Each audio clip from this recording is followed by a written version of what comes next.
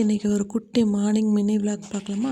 Morning எழுந்திரிச்சோடனே வெளியில் வந்து கூட்டி குழம்புலாம் போட்டுட்டு ஜன்னல்லாம் ஓப்பன் பண்ணி இது வந்து டோர் மேட் கீழே வந்து மேட்டு வந்து விரிக்கிறதுக்காக பாப்பா எழுந்திரிச்சி வரத்துக்குள்ளேயே எல்லாத்தையும் விரித்து க்ளீன் பண்ணி வச்சுருவோம் அப்படின்னு சொல்லிட்டு வீடெல்லாம் கூட்டிகிட்டு கீழே வந்து மேட் போட்டேன்.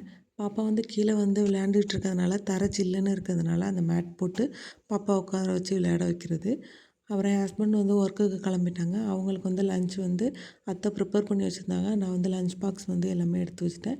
இன்றைக்கி வந்து சாதம், சாம்பார், உருளைக்கிழங்கு அதான் அத்தை சமைச்சு வச்சுருந்தாங்க. நான் டிஃபன் பாக்ஸில் எடுத்து வச்சு அவங்களுக்கு பேக் பண்ணி ஒர்க்குக்கு கிளம்புறதுக்கு இது பண்ணிட்டேன். பாப்பாவும் அவங்க அப்பாவும் வந்து தூங்கிட்டு இருக்காங்க. அவங்களுக்கு லன்ச் பாக்ஸுக்கு வந்து லஞ்சு சாப்பாடு எல்லாமே எடுத்து வச்சு ரெடியாக வச்சுட்டு அப்புறம் பாப்பாவை போய் எழுப்புறதுக்கு போனேன். பாப்பாவும் அவங்க அப்பாவோட தான் காலையில் எப்போதுமே எழுந்திரிப்பா.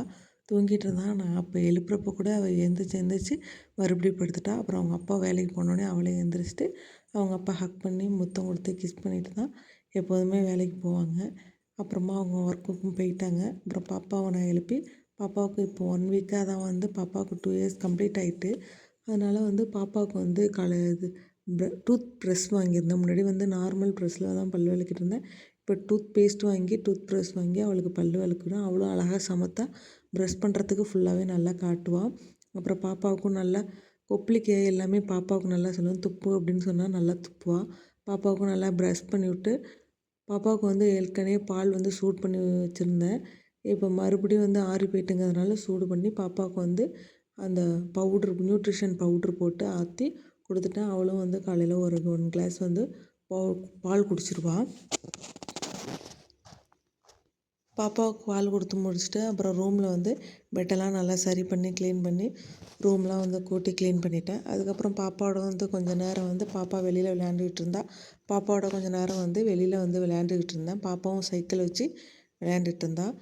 எங்கள் வீட்டு சைட்லேயே வந்து பாவக்காய் செடி அதுவாக தானாக வளர்ந்துருந்துச்சு. அதில் வந்து நிறையா பாவக்காய் இருந்து நான் முன்னாடி ஒரு 1/4 கிலோ போல் பாவக்காய் பறிச்சு வச்சுருந்தேன்.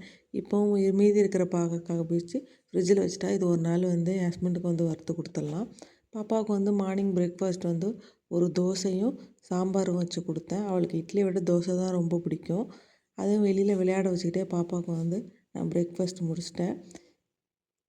இதான் என்னோடய மார்னிங் குட்டி மினி விலாக். இந்த வீடியோ உங்களுக்கு பிடிச்சிச்சின்னா மறக்காமல் என் சேனலை சப்ஸ்கிரைப் பண்ணுங்கள். தேங்க்யூ ஃபார் வாட்சிங்.